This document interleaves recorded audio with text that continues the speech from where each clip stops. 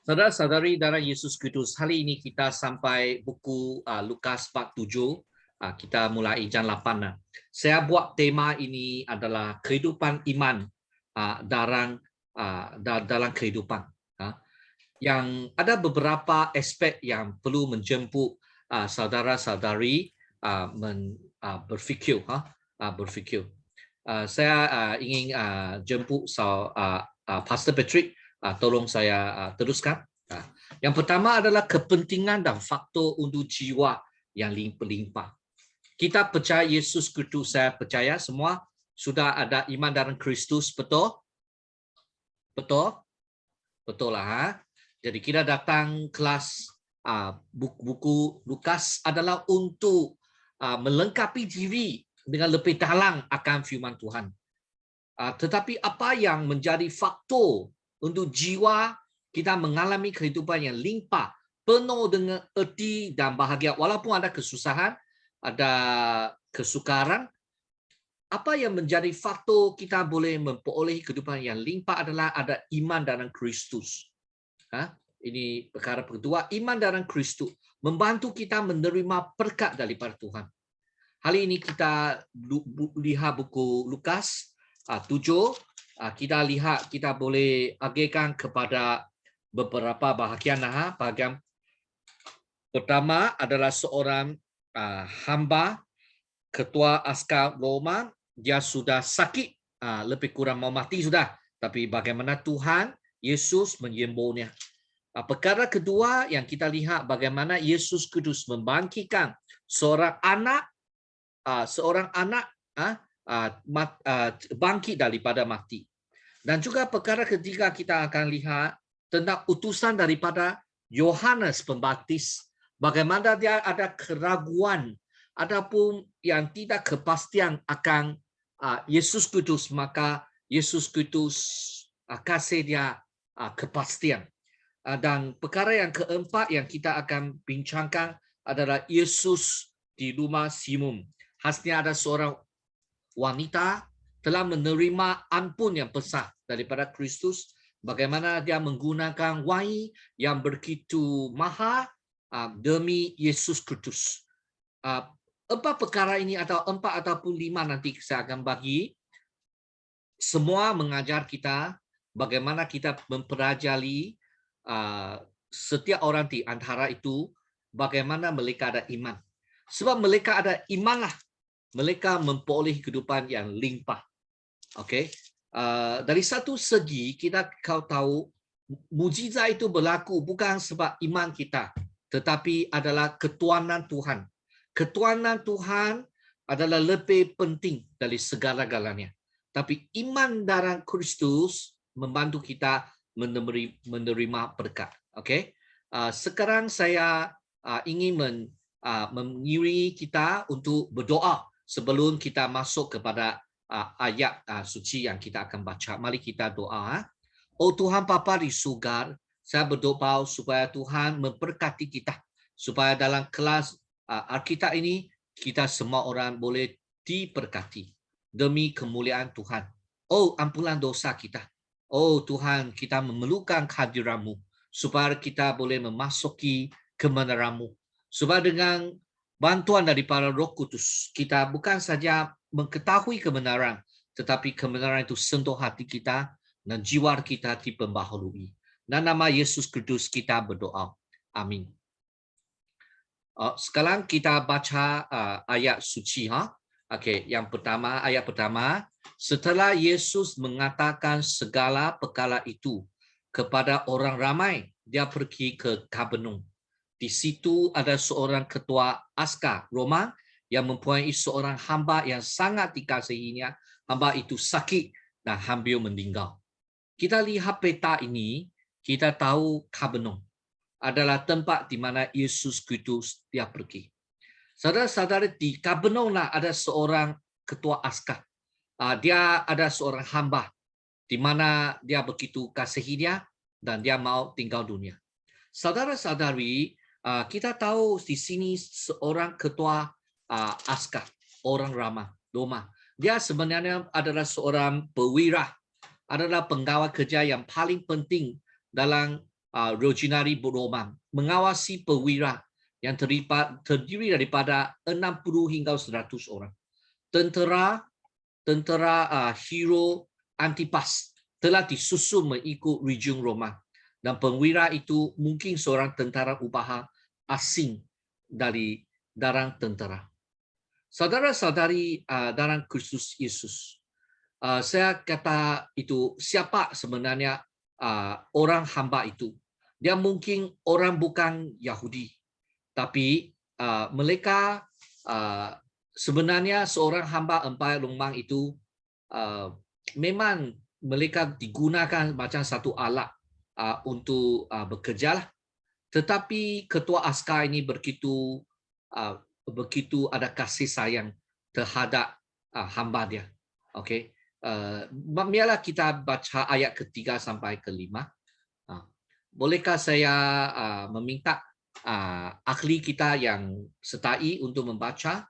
Mungkin saya menjemput daripada Gereja Metodis Siong Tau, Helena, boleh tolong baca untuk ayat 3 dan sampai 5, boleh? Okey, boleh.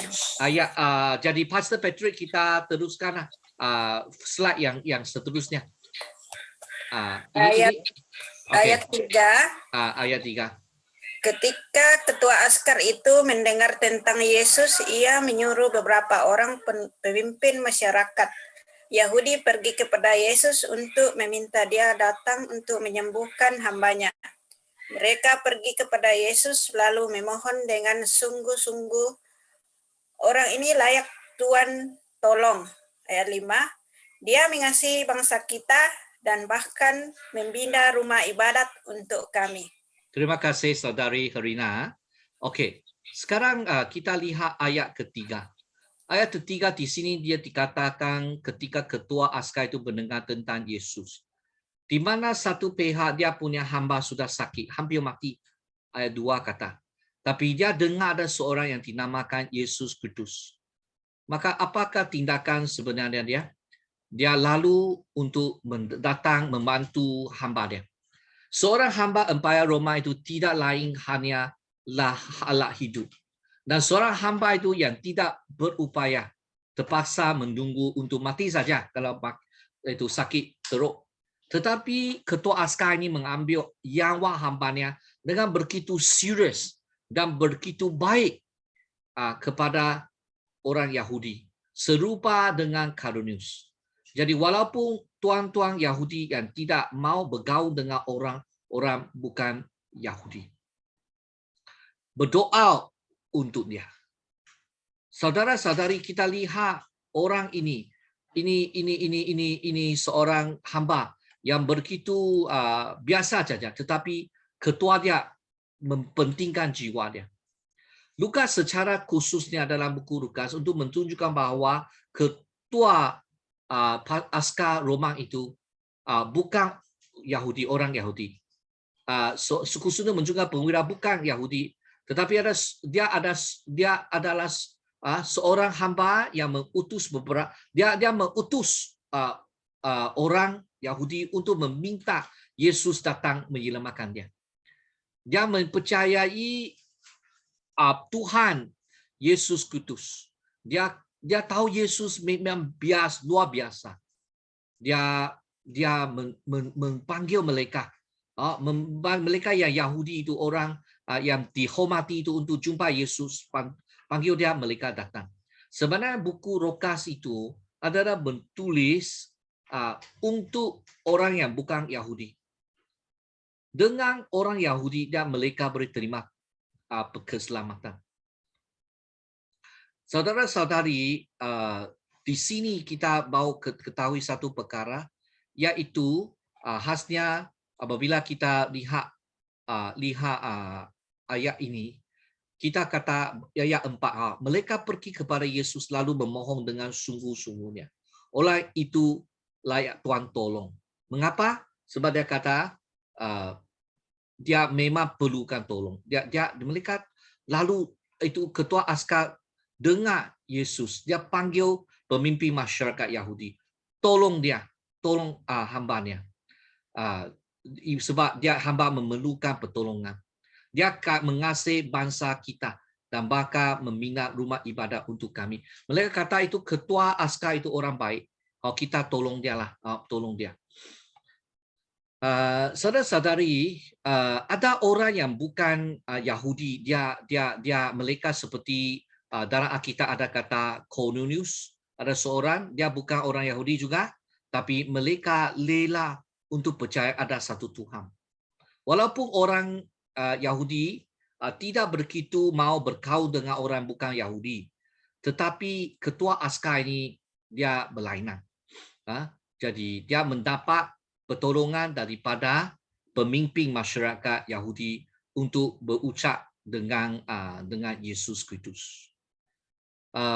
Orang ketua askar ini sebenarnya ada status sosial yang baik, pengalaman yang kaya dan agak tinggi, tak pendidikan yang tinggi. Tapi dia ada rendah hati, dia ada satu iman untuk mencari Tuhan Yesus. Ini sangat istimewa. Ketua askar ini dia ada lambang kuasa. Dia kuasa punya. Dia ada askar di bawah dia. Dan dia tahu sebagai ketua memang ada kuasa yang begitu besar. Kalau dia panggil mereka buat apa, mereka akan buat. Jadi ini bukan orang biasa lah. Okey, sekarang marilah kita baca ayat ke-6. Sekarang bolehkah saya meminta soalan yang lain? Tolong kita baca untuk ayat ke-6. Sekarang saya meminta Kuyang, siapa Kuyang? Kuyang boleh tolong baca ayat ke-6. Orang bujang. Okey, Pastor. Sorry, saya lambat masuk. Okey, selamat. Okey, boleh tolong baca ayat 6? Okey. Boleh. Yesus menyembuhkan seorang hamba ketua askar Roma. Matius 8:5 hingga 13. Pergi bersama-sama mereka. Ketika dia hampir tiba di rumah itu, ketua askar itu mengutus sahabat-sahabatnya supaya berkata kepada Yesus, "Tuan, janganlah bersusah-susah ke rumah saya. Saya tidak layak menyambut Tuan ke rumah saya." Okey.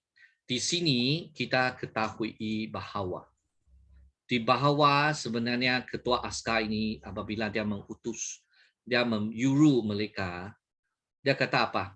Ketua askar itu mengutus sahabat-sahabat supaya berkata kepada Yesus apa? Jangan bersusah-susah ke rumah saya. Saya tidak layak menyambut Tuan ke rumah saya. Di sini sebenarnya dia ketahui akan kuasa Yesus. Kuasa Yesus bukan saja perlu dia datang ke rumah.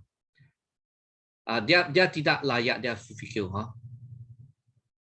Dan itu sebab keselamatan kalau hendak sampai ke dalam rumah, memang Tuhan Yesus ada kuasanya. Bolehlah saya minta saudari yang sama untuk baca ayat ke-7 dan 8. Dipersilakan. Okey, boleh, Pastor. Share screen. Ayat yang ke-7. Saya sendiri pun tidak layak menghadap Tuan. Perintahkanlah sahaja, tentu hamba saya akan sembuh. Ayat ke-8. Saya pun di bawah perintah perwira atasan dan di bawah saya juga ada askar-askar lain. Apabila saya menyuruh seorang askar pergi, dia pun pergi. Dan apabila saya menyuruh seorang askar lain kemari, dia pun datang. Apabila saya menyuruh hamba saya, buatlah ini, dia pun melakukannya. Okey. Apabila kita lihat apabila pemimpin masyarakat Yahudi untuk meminta Yesus Kristus pergi ke rumah ketua askar, Yesus pergi bersama-sama mereka dalam ayat ke-6 tadi kita baca. Dan apabila hampir kepada rumah, tapi ketua askar panggil, janganlah datang ke rumah saya. Di sini sebenarnya Yesus pergi bersama-sama mereka bukan kerana apa yang mereka minta Yesus ikut saja. Tetapi Tuhan Yesus dia hendak membuat mukjizat untuk menunjukkan keselamatan kerajaan Tuhan. Di sini kita ketahui ketuhanan Kristus Yesus. Maksud di sini kita minta Yesus, ada kala Tuhan Yesus dia kasih kita. Ada kala dia tidak kasih. Ada kala dia membuatkan kita tunggu. Tapi pada perkara ini Tuhan Yesus untuk membuat mukjizat demi menunjukkan kerajaan Tuhan Yesus, kerajaan Tuhan. Pada masa itu untuk menjaga kebersihan orang Yahudi biasanya tidak mudah memasuki rumah orang bukan Yahudi sebab ketua askar itu bukan orang Yahudi. Tidak senang. Oleh itu walaupun Yesus Kristus sangat bersedia untuk pergi bersama, ketua askar itu berkata, "Aku tidak berani ataupun tidak layak untuk engkau masuk ke bawah bumbungku." Di mata orang pemimpin Yahudi, ketua askar itu layak. Tetapi ketua askar itu berasa sendiri tidak layak. Seorang yang mengenal kasih karunia Yesus Kristus mestilah rendah hati. Seseorang yang untuk mengalami kehidupan yang limpah dalam Kristus Yesus pun perlu rendah hati. Definisi rendah hati ialah tanpa Kristus saya tidak boleh buat apa. Saya akan pengkelak dari segi rohani kalau tidak ada Yesus Kristus. Kalau bahasa Inggeris kita kata poor in spirit. Begitu miskin daripada segi rohani. Seseorang yang telah mengalami kuasa Tuhan juga tahu bahawa kuasa itu benar. Hanya boleh ditenangkan kalau kita tahu akan Yesus dan kita mengalami. Saudara-saudari dalam Kristus Yesus, ketua askar menunjukkan rendah hatinya. Inilah salah satu daripada ciri iman, yaitu lihat sendiri apapun bukan. Tapi dalam Kristus, kita percaya Kristus adalah mutlak. Kita percaya dia, kita akan diberkati dengan cara Tuhan. Sekarang saya ingin menjemput saudari yang seterusnya ataupun saudara. Bolehkah saya minta Terry Ebori untuk baca ayat 9 dan 10? Boleh. Terima kasih. Ayat 9, Yesus heran mendengar hal itu. Dia berpaling lalu berkata kepada orang ramai yang sedang mengikutinya, "Belum pernah aku jumpai orang yang beriman sebesar ini. Bahkan di kalangan orang Israel pun tidak." Ketika orang yang disuruh itu kembali ke rumah ketua askar, mereka mendapati hamba itu sudah sembuh. Okey. Di sini kita lihat dalam peringat ini boleh kata sekarang hendak sampai 2 ayat yang terakhir untuk perkara pertama. Kita di sini kita lihat akan Yesus Kristus dia hairan mendengar hal ini. Sebab dia memuji akan iman ketua askar itu, ada iman yang begitu besar. Yang begitu besarlah iman itu. Sebab dia ada percaya Kristus Yesus tidak perlu masuk ke lapan rumah, kalau cakap saja itu orang boleh disembuh. Perkataan haram itu kita lihat dalam perkataan yang lain ialah terkejut yang juga digunakan. Tapi dalam Matthew bab 8 ayat 10, apabila terkejut adalah untuk mereka yang tidak ada kepercayaan dalam orang Israel. Tapi di sini kita lihat terkejut atau hairan adalah dia ada satu iman yang begitu besar. Orang Israel sendiri tidak percaya Yesus. Tapi orang yang bukan orang Israel, orang bukan pilihan Tuhan, panggilan, tetapi orang yang bukan Yahudi, dia percaya Tuhan. Tuhan Yesus jauh lebih daripada begitu besar dia punya itu iman. Saudara-saudari, dia memang percaya dan perkara ini memang berlaku. Mukjizat ini berlaku apabila Yesus kata dan hamba itu sudah pun sembuh. Saudara-saudari dalam Yesus Kristus, ayat 1 sampai 10 dan nanti kita akan baca ayat 11 sampai 17. Sebenarnya ada 2 mukjizat yang menunjukkan keselamatan kerajaan Tuhan. Supaya orang dapat melihat bahawa kerajaan Tuhan telah datang kepada bumi. Kedua mukjizat ini untuk nanti kita akan melihat mukjizat yang kedua yang membangkitkan orang hidup daripada mati, memperingatkan Nabi Elia dan Elisa yang disebut oleh Tuhan Yesus Kudus pada awal bab keempat. Menunjukkan bahawa Tuhan Yesus Kudus adalah Nabi yang lebih besar daripada Elia dan Elisa. Yang dianggap Nabi besar di antara orang Yahudi dalam sejarah Nabi. Dan juga yang dijanjikan oleh Musa dalam buku Ulangan 18 ayat 15 kata Mesaya itu akan datang. Mesiaya itu adalah Nabi yang besar. Saudara-saudari dalam Kristus Yesus, buku Lukas untuk menunjukkan Yesus Kristus ada seorang manusia yang mutlak. Memang dia juga Tuhan yang mutlak. Dia seperti manusia bagaimana dilahirkan, dibesarkan, dan dia mulai mempunyai pelayanan umum di antara orang Yahudi dan juga orang bukan Yahudi, tapi khasnya dalam bumi orang Israel. Tuhan Yesus menyembuhkan hamba ketua askar orang Roma itu yang bukan orang Yahudi. Sama seperti Elisa, dia menyembuhkan komander yang bukan Yahudi, Naaman, dalam buku 2 Raja-Raja bab 5 ayat 1 sampai 27. Tuhan Yesus membangkitkan anak lelaki seperti Elia membangkitkan anak lelaki dalam buku Raja-Raja. Saudara-saudari, marilah kita masuk kepada perkara kedua, peringkat kedua, iaitu dalam ayat 11 sampai 13. Saya ingin menjemput saudara kita punya bolehkah saya menjemput isteri saya, Kesilo?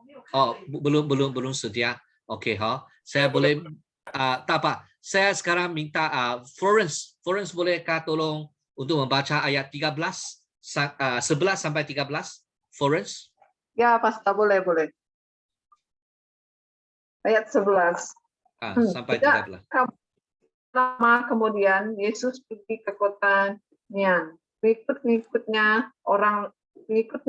dan orang ramai pergi dengan dia. Ketika dia tiba di pintu gerbang kota itu, penduduk kota sedang menghantar jenazah keluar kota. Yang mati itu anak lelaki tunggal seorang balu. Banyak penduduk kota menyertai ibu itu. Apabila Tuhan melihat wanita itu, dia kasihan kepadanya, lalu berkata, "Janganlah menangis." Ya, terima kasih saudari.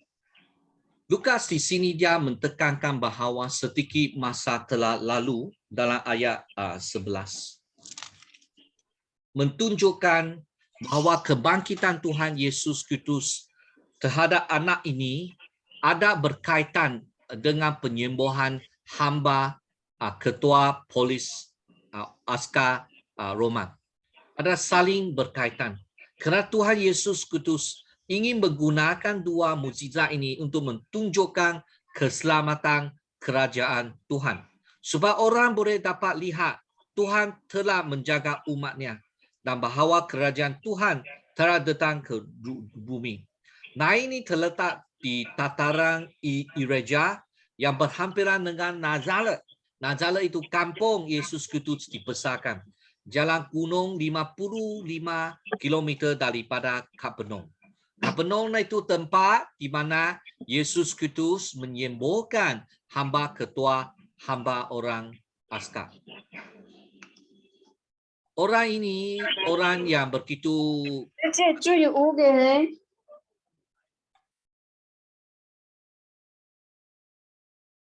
Ucuy. Okey. Boleh Okey. Saya teruskan Sekarang kita lihat dalam 11 sampai 13, kita ketahui akan orang yang mati itu adalah lelaki tunggal seorang baru. Siapa baru? Seorang yang baru itu memang kasihan. Dia punya suami sudah meninggal dunia. Dia sebagai ibu yang tunggal untuk menjaga anak dia. Tetapi sekarang anak tunggal dia sudah mati. Banyak penduduk kota menyertai ibu itu. Ini orang kasihan. Memang banyak orang datang untuk bersamanya. Tetapi Tuhan Yesus secara khusus berjalan di jalan gunung selama lebih daripada 1 hari. Secara khusus datang untuk menghentikan pasukan ini untuk pergi ke kubur dan mengambil inisiatif untuk menunjukkan keselamatan Tuhan kepada mereka yang begitu yang terdesak. Setiap pertemuan antara orang yang beriman bukanlah kebetulan. Mungkin kebetulan di mata manusia, tetapi ada satu matlamat yang begitu baik yang berubah Tuhan untuk menjadikan orang itu daripada mati. Dia mau menghentikan perkara ini. Sekarang saya ingin menjemput saudari Anoy daripada Gereja Metodis Xiongtao yang baru-baru masuk membaca ayat 14 sampai 17. Kak Noi, dipersilakan.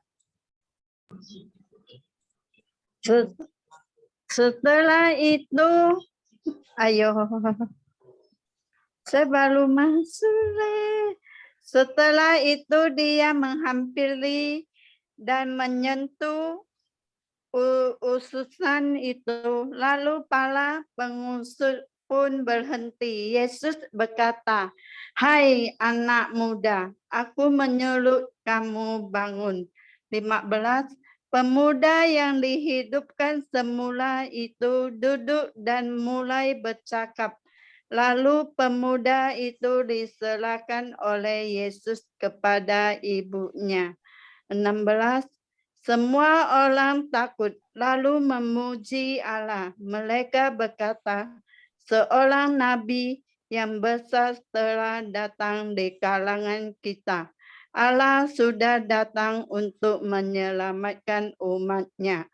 17. Berita tentang Yesus tersebar di seluruh negeri dan di daerah sekitarnya.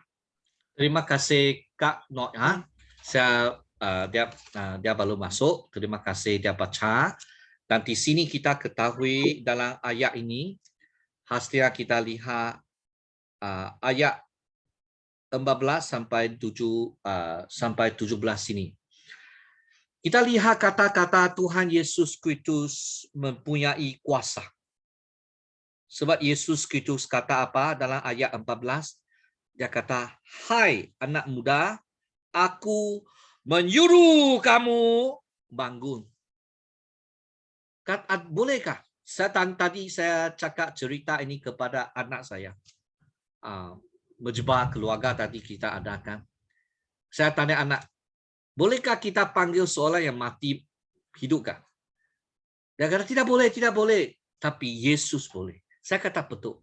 Hanya Yesus boleh. Dia ada kuasa yang menghentikan perarakan kebumian. Saudara-saudari dalam Yesus Kristus. Yesus Kristus, dia ada kuasa. Tetapi dia tidak menggunakan kata-kata untuk menghalangkan mereka untuk menjalankan perkumuran ini. Sebab dari segi manusia, tindakan ini akan menjadikan dia najis. Tetapi Tuhan Yesus Kristus menggunakan untuk menunjukkan belas kasihan adalah untuk membangkitkan anak itu daripada mati. Adalah untuk menunjukkan kematian itu boleh diubah menjadi kehidupan.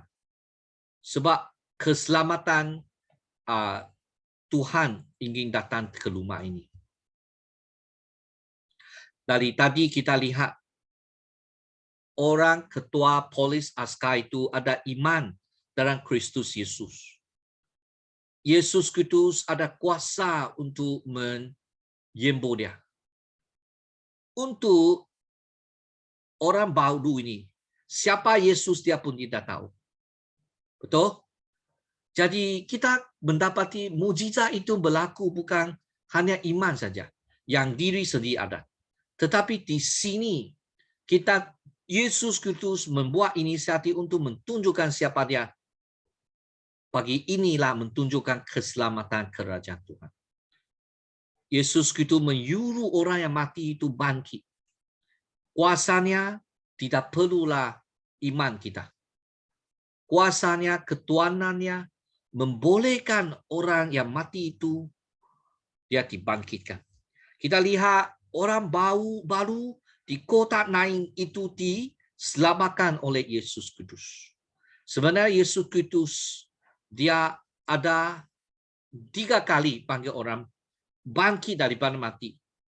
1 kali dia panggil seorang anak perempuan penjaga rumah ibadat, yaitu anak perempuan kepada Yalu, dan juga dia panggil Nazaret dibangkitkan daripada mati. Apabila Yesus Kristus menghidupkan anak ini dalam ayat 15, Yesus Kristus serahkan anak itu kepada ibunya. Ini serupa di mana Iria memberikan anak yang dibangkitkan kepada ibunya dalam 1 Raja-Raja bab 17 ayat ke-23. Ibu yang begitu terdesak, yang begitu sedih, tapi Tuhan Yesus mengubah kesedihan menjadi kegembiraan. Yesus Kristus mengubah perarakan perkemumian menjadi perarakan pelayaran. Jalan yang dilalui oleh Tuhan Yesus Kristus menjadi jalan keselamatan, menjadi satu jalan yang memberi kehidupan untuk kita. Jadi jiwaku memerlukan sertaan hadiran Kristus Yesus mengubah jiwa di dalam hidup kita. Bagaimana kehidupan saudara-saudari dalam Yesus Kristus? Adakah kamu dalam situasi yang begitu terdesak? Marilah kita dengan 2 mukjizat ini, kita diperingatkan lagi. Tuhan itu Tuhan benar. Tuhan itu Maha Kuasa. Tuhan itu penuh dengan ketuhanan. Marilah kita serah diri kepada Tuhan Yesus. Seterusnya kita akan menyelidik perkara yang ketiga dalam buku Lukas bab 7 mengenai utusan daripada Yohanes Pembaptis. Bolehkah saya meminta saudari Evina daripada Gereja Metodis Siontau yang baru masuk. Ayat 18 sampai 20. Dipersilakan saudari Evina.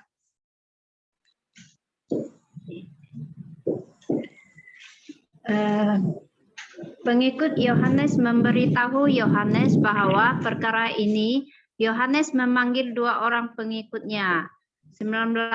Lalu menyuruh mereka bertanya kepada Tuhan Yesus, adakah orang yang dikatakan akan datang menurut janji Allah, atau adakah kami harus menantikan seorang yang lain?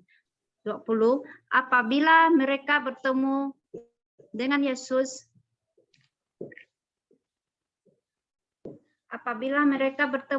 Yesus, mereka berkata, Yohanes Pembaptis menyuruh kami bertanya kepada Tuhan, adakah Tuhan orang yang dikatakan akan datang menurut janji Allah, atau adakah kami harus menantikan seorang yang lain?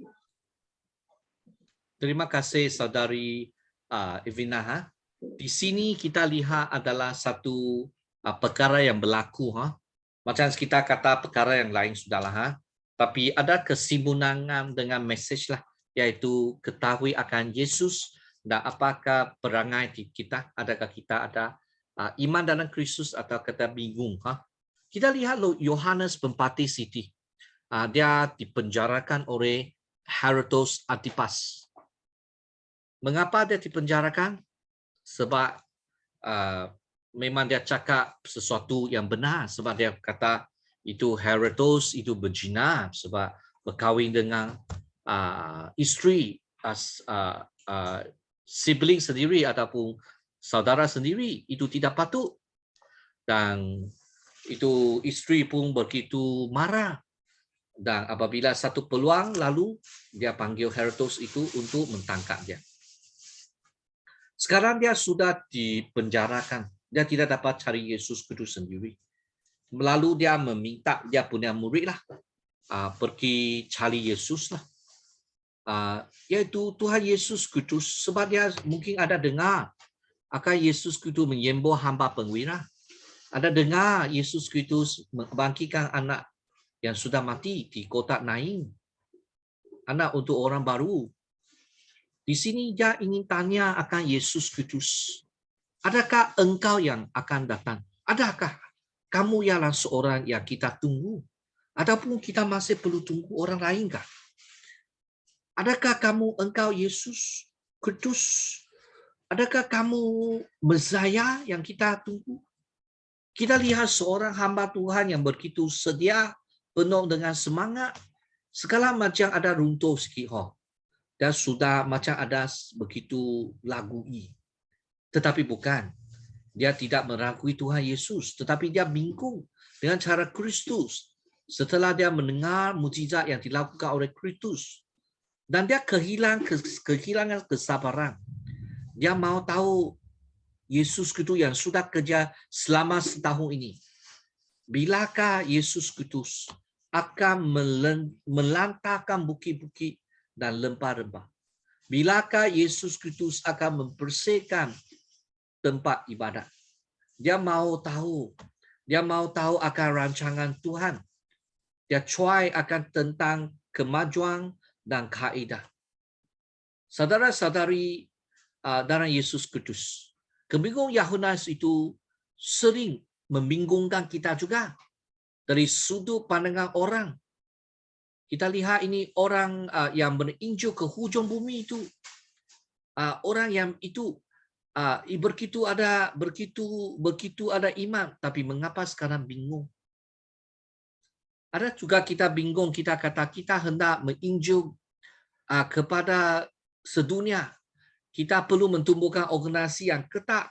Kita bingung, kita kata kita menaklukkan pasukan gereja yang berkesan, menyusun rancangan secara sistematik dan menggerakkan massa secara meluas. Tapi Tuhan sering memusnahkan pelan tindakan kita dan menjadikan usaha kita tidak produktif. Dan Roh Kudus sentiasa kelihatan keberatan untuk bekerja sama dengan rancangan kita. Kita juga berfikir, apakah Yesus Kristus mau untuk gereja? Tuhan Yesus membiarkan dua orang murid Yohanes mentunggu sampai meneruskan perjalanan itu. Pada masa itu, Yesus pun hendak mulai untuk menyelesaikan masalah yang mereka tanya. Sekarang saya ingin persilakan kita punya saudari ataupun jemaah kita,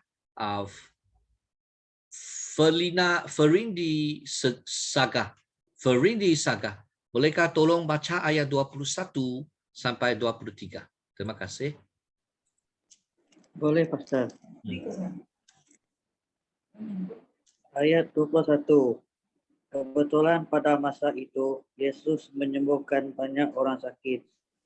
Dia mengusir roh-roh jahat dan mencelikkan mata orang buta. Oleh itu, Yesus menjawab utusan Yohanes, "Pulanglah, beritahu Yohanes apa yang telah kamu lihat dan dengar. Orang buta melihat, orang lumpuh berjalan, orang berpenyakit kulit yang mengerikan menjadi sembuh, orang tuli mendengar, orang mati dibangkitkan semula, dan berita baik daripada Allah dikabarkan kepada orang miskin." Ayat 23. Berbahagialah orang yang tidak mempunyai keraguan terhadap aku. Okey. Terima kasih jemaat kita yang membaca. Di sini kita lihat Yesus Kristus, dia lihat ada dua murid Yohanes yang tunggu, ingin mengetahui akan jawapan kebingungan Yohanes Pembaptis. Maka Yesus Kristus kata kepada dia, pada masa itu, sebab Yesus Kristus menyembuhkan banyak orang yang sakit. Mereka yang menderita dan mereka yang dimasuki roh jahat dan juga dengan murah hati membolehkan banyak orang buta itu dilihat. Kerana pekerjaan Tuhan Yesus sendiri adalah jawapan terbaik kepada Yohanes. Yohanes Pembaptis tidak perlu mengetahui apa-apa lain selain bahawa Yesus Kristus adalah Kristus, adalah Mesias, kerana apa yang Tuhan Yesus lakukan adalah persaksi misi Mesias yang dibuatkan oleh Nabi Isaiah. Orang buta melihat, orang lumpuh berjalan, orang kusta menjadi tahir, orang beka mendengar, orang mati dibangkitkan, orang miskin diberitakan Injil kepada mereka. Ini semua dalam buku Isaiah bab 35, bab 61, bab dalam 26. Ini semua sudah ada jawapan. Maka Yesus itu menerangkan ke semua kerjaannya sendiri dan lalu beritahu anak murid Yohanes supaya Yohanes Pembaptis sudah dia boleh tahu. Saudara-saudari, adakah kita selalu juga keliru? Kita mengkeru dan juga jatuh kepada tindakan Tuhan yang tidak memenuhi jangkaan kita diri sendiri. Jika orang menggunakan bijaksanaan ke dunia untuk mengukur kaedah Kristus, mereka sentiasa tidak ketahui akan misteri Tuhan. Jika orang menggunakan kaedah dunia untuk melakukan pekerjaan Tuhan, mereka tidak akan benar diterima oleh Tuhan. Sebab kebodohan Allah lebih hikmat daripada manusia dan kelemahan Allah lebih kuat daripada manusia. Jika seorang tidak memahami salib, dia tidak akan benar memahami keselamatan Kristus.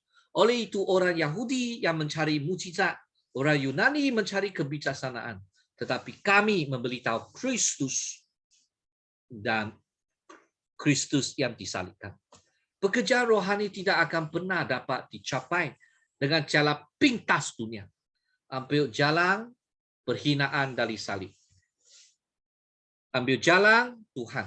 Kita haruslah menjadi seorang seperti Yohanes Pembaptis. Kerana kita hanya perlu tahu bahawa Tuhan Yesus adalah Kristus. Kristus itu maksudnya the anointed one, yang dipilih oleh Tuhan. Kita tidak perlu melamakan jalannya. Saudara-saudari, seterusnya saya ingin menjemput saudara Q Kuek boleh membaca ayat seterusnya, ayat 24 sampai 26. Ayat 24. Setelah utusan Yohanes pergi, Yesus semula bercakap tentang Yohanes kepada orang ramai. Dia berkata, apabila kamu pergi kepada Yohanes di padang gurun, apakah yang mau kamu lihat? Sehelai rumput yang ditiup anginkah? Kamu keluar mau melihat apa? Seorang yang berpakaian intahkah? Orang yang berpakaian demikian yang hidup mewah tinggal di istana. Katakanlah kamu keluar mau melihat apa? Seorang nabi kah? Betul, bahkan lebih daripada seorang nabi. Okey, terima kasih ya. So, jadi di sini sebenarnya dalam ayat ini kita ketahui Tuhan Yesus bersaksi untuk Yohanes Pembaptis. Sebab murid-murid Yohanes Pembaptis pergi, Tuhan Yesus memuji dia di belakangnya dalam ayat ke-24. Sebelum Yohanes Pembaptis bersaksi untuk Tuhan, Tuhan Yesus bersaksi untuknya juga di sini. Barang siapa bersaksi tentang Kristus di hadapan manusia, Tuhan juga akan bersaksi tentang dia di hadapan Allah. Inilah hukum rohani. Yohanes Pembaptis memulakan pelayanan di padang gurun Yehuda apabila seluruh Yudea pergi ke padang gurun untuk melihat Yohanes, burung yang ditiup angin, muda patah, melampangkan yang lemah. Mereka yang memakai pakaian lembut, mewakili kenikmatan daging. Apa yang Tuhan Yesus masukkan ialah bahawa Yohanes bukanlah seorang yang lemah dan bukan juga seorang yang senang dalam kehidupan fizikal atau material. Seterusnya saya ingin menjemput saudara seterusnya, jemaat saudara Kuyang untuk membaca dalam ayat 27 sampai 30. Kuyang, jemaat Kuyang dipersilakan. Oke. Yesus memuji Yohanes Pembaptis, Lukas ayat 7 Lukas pasal 7 ayat 18 hingga 30. Matius pasal 11 ayat 2 hingga 12. Yohanes itulah yang dikatakan dalam ayat Alkitab. Allah berfirman, inilah utusanku, aku akan mengutus dia terlebih dahulu daripadamu supaya menyediakan jalan bagimu. Ayat ke-28, Yesus berkata pula, hendaklah kamu tahu bahwa di dunia ini tidak ada orang yang lebih besar daripada Yohanes Pembaptis. Tetapi orang terkecil antara mereka yang menikmati pemerintahan Allah lebih besar daripada Yohanes. Ayat 29, orang ramai termasuk para pemungut cukai mendengar Yesus mengatakan hal itu. Mereka lah yang mentaati perintah Allah dan mahu dibaptis oleh Yohanes. Ayat ke-30, tetapi orang Farisi dan guru Taurat tidak mahu menerima apa yang dikehendaki oleh Allah bagi diri mereka dan tidak mahu dibaptis oleh Yohanes. Soalan Nabi, terima kasih jemaah kita. Soalan Nabi Malaiki adalah Nabi yang tulis buku yang terakhir, kitab terakhir dalam Perjanjian Lama itu, benar bertumbuh. Aku akan mengutus malaikatku untuk menyediakan jalan di hadapanku. Tetapi Tuhan Yesus mengubah menjadi aku akan mengutus malaikatku untuk menyediakan jalan di hadapanmu. Menunjukkan bahawa kemunculan Mesias adalah setara dengan kemunculan Tuhan Bapa. Yohanes Pembaptis bukan sekadar nabi, misinya adalah untuk menyediakan jalan bagi Mesias, yaitu Yesus Mesias. Jadi dia lebih daripada seorang nabi. Justru ini Tuhan Yesus membangkitkan anak di kota Nain, tetapi tidak menyelamatkan Yohanes Pembaptis kerana Mesias harus pergi ke salib. Dan pendahulu Mesias terpaksa membayar harga dengan nyawanya. Selepas itu kita lihat Yohanes Pembaptis dibunuh. Tiada seorang pun yang dilahirkan oleh perempuan lebih besar daripada Yohanes.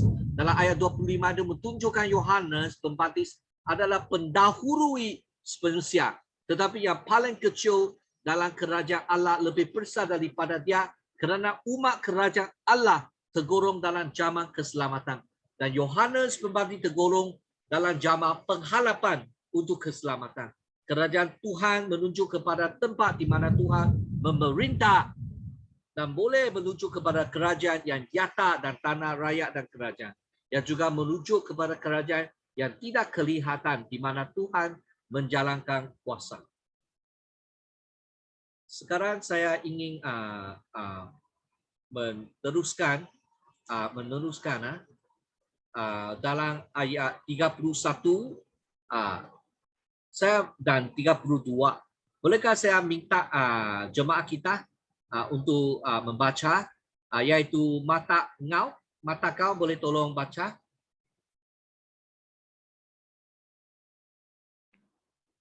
Lukas 7 ayat 31. Yesus berkata, dengan apakah dapat aku bandingkan orang zaman ini? Seperti apakah mereka? Ayat 32. Mereka seperti anak-anak yang duduk di pasar. Kumpulan yang satu berseru kepada yang lain, kami memainkan lagu perkawinan untuk kamu, tetapi kamu tidak mahu menari. Kami meratap, tetapi kamu tidak mahu menangis. Okey. Di sini kita hendak memulai satu perkara yang baru untuk kita kongsikan. Tadi kita kata pembaptis Yohanes itu memang seorang yang dipuji oleh Yesus Kristus. Di dalam pelancongan Kristus, dia dalam masa pengharapan tetapi menjadi satu membuka jalan mendahului Yesus Kristus. Dia didahului dimatikan dulu, menjadi bersedia untuk Yesus Kristus disalibkan. Dan sejak ayat 29 sampai 35 sebenarnya memasukkan satu topik di mana sombong orang falasi. Falasi itu adalah penyelidik Perjanjian Lama, penyelidik daulat Tuhan. Tetapi di sini dia kata semua orang dan pemungut cukai tahu bahawa mereka bersalah. Mereka selepas mendengar panggilan Yohanes Pembaptis, mereka membenarkan Tuhan, mengakui bahawa dia adalah benar bagi Tuhan untuk meminta orang bertaubat dan dibaptiskan. pengacara di sini menunjukkan kepada ahli Taurat yang mengabadi diri mereka untuk mempelajari Alkitab dan hukum lisan. Kebanyakan mereka orang Farisi. Generasi ini menunjuk kepada orang Farisi dan ahli Taurat yang enggan taubat. Orang-orang Farisi dan orang Taurat pandai dalam hal-hal kecil dari hukum, tetapi mereka gagal untuk memahami kebenaran yang paling penting. Mereka mempelajari huruf hukum, tetapi mereka tidak peduli dengan kehendak Tuhan. Mereka sepatutnya paling mengetahui misi Mesia, tetapi mereka mementingkan diri sendiri dan tidak merasakan bahwa mereka perlu taubat. Jadi mereka enggan menerima baptisan pertaubatan ini, kerana mereka mentolak panggil untuk bertaubat. Sebab sebelum Yesus Kristus keluar, Yohanes Pembaptis keluar demi memberitahu akan petikan ini tentang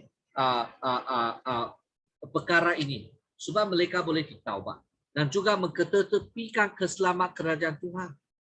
Mereka bukan saja tentang akan Pembaptis Yohanes, tetapi juga tidak mau menerima ajaran Yesus Kristus.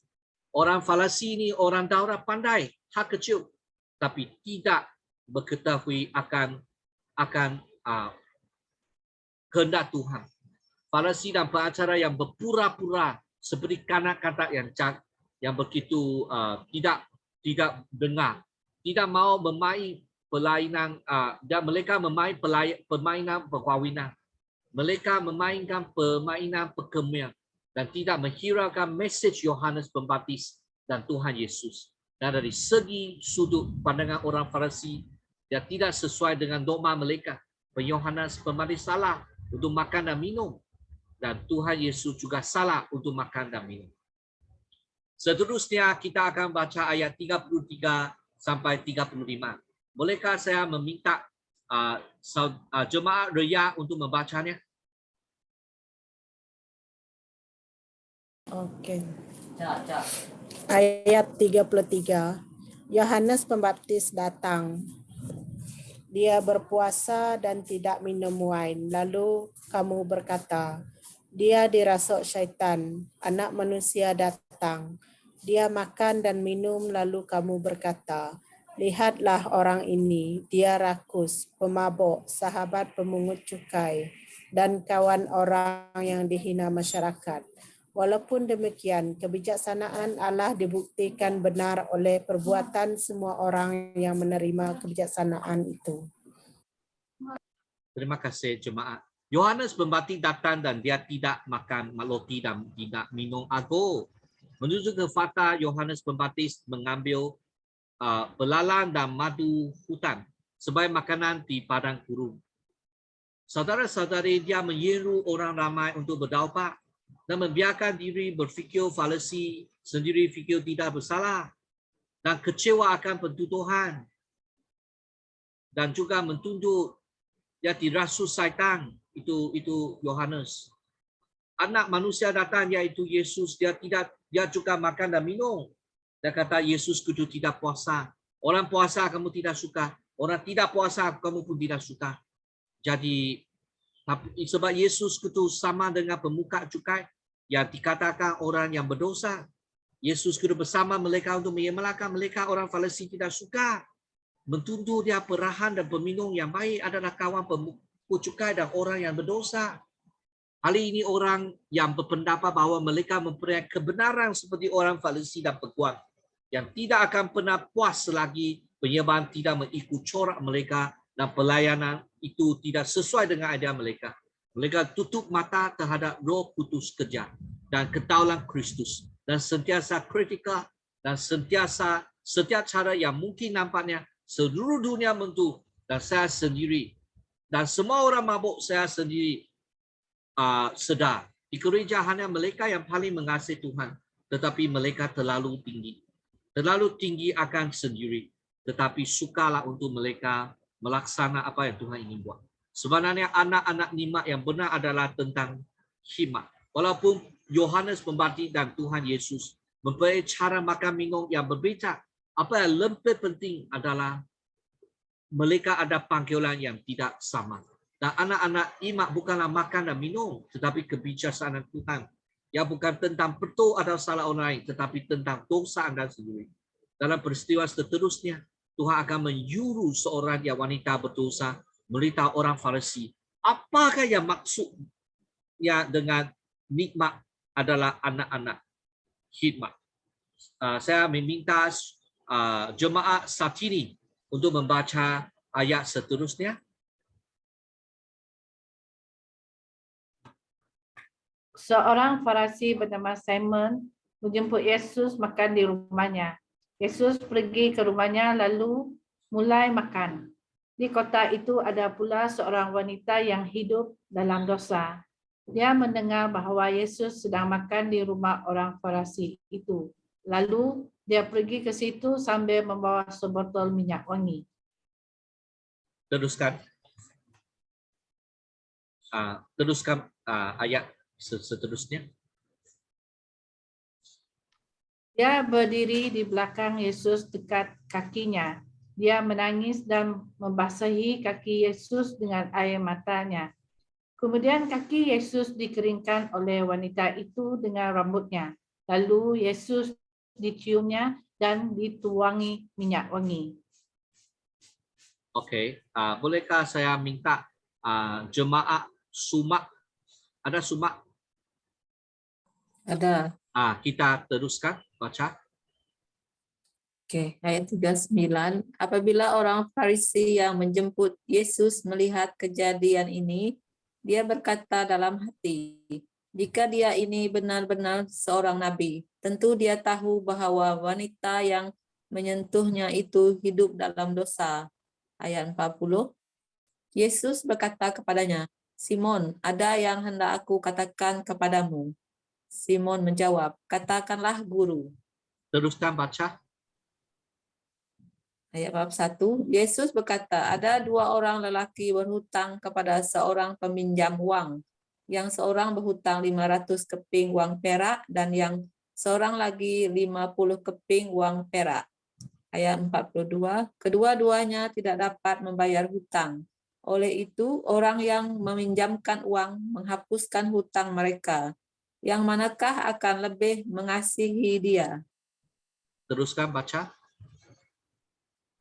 Ayat 43, Simon menjawab, pada pendapat saya, orang yang berhutang lebih banyak.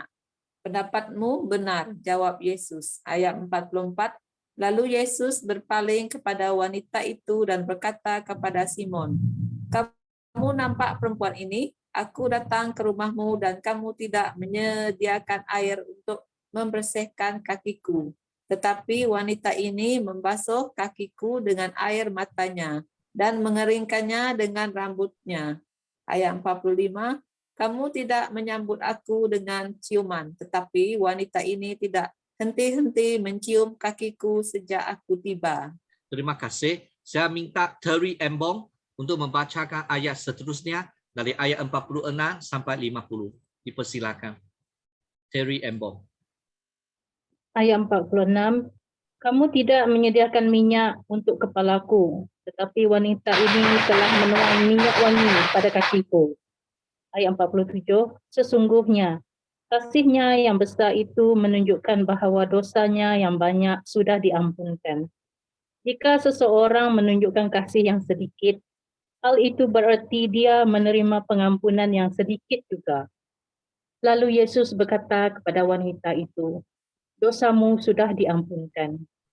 Mereka yang makan bersama-sama Yesus mula bertanya sesama sendiri, siapakah dia ini sehingga dapat mengampunkan dosa?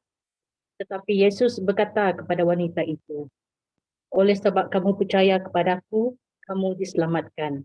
Pergilah dengan sejahtera.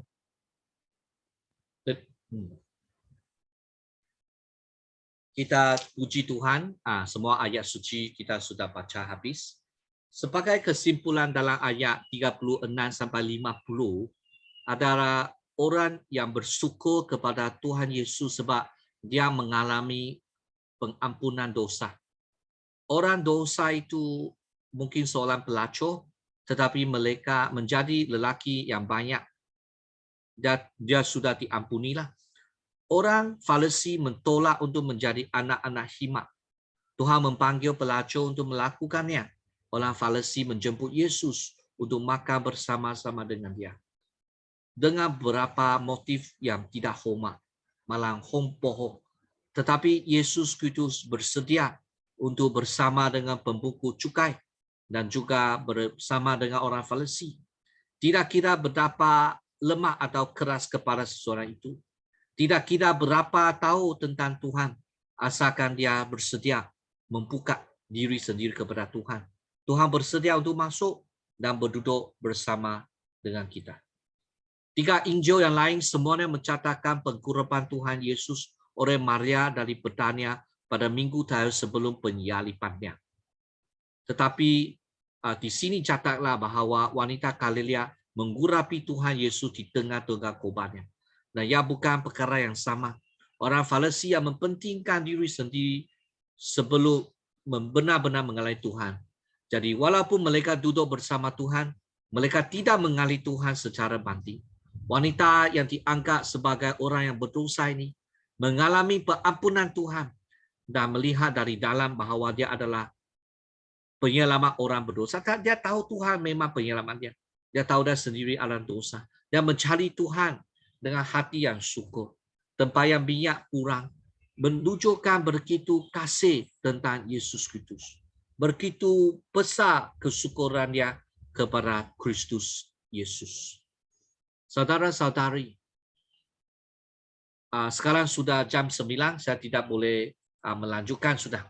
Tapi saya ingin membuat kesimpulan, yaitu peranan iman dalam kehidupan. Kepentingan dan faktor untuk jiwa yang lipat adalah iman dalam Kristus. Walaupun ada kala Tuhan tidak lihat kamu ada iman atau tidak, dia kasih kamu. Macam orang baru di kota Naim, dia memang kasih. Tetapi kalau kita sudah percaya Kristus, kita mesti ada iman dalam Kristus. Tetapi apa maksud iman? Iman adalah seterusnya kita lihat. Kita perlu ada pengetahuan. Slide yang seterusnya. Kita ada pengetahuan. Kita tahu Yesus Kristus dengan hati yang begitu rendah hati. Kita baca kita taat kepada apa yang Tuhan kata. Serah diri. Dan kita akan mengalami jiwa yang tidak sama. Sekarang saya ingin menjemput Pastor Patrick untuk mengetuai doa penutupan, dan kalau ada apa perlu membuat terima kasih ya.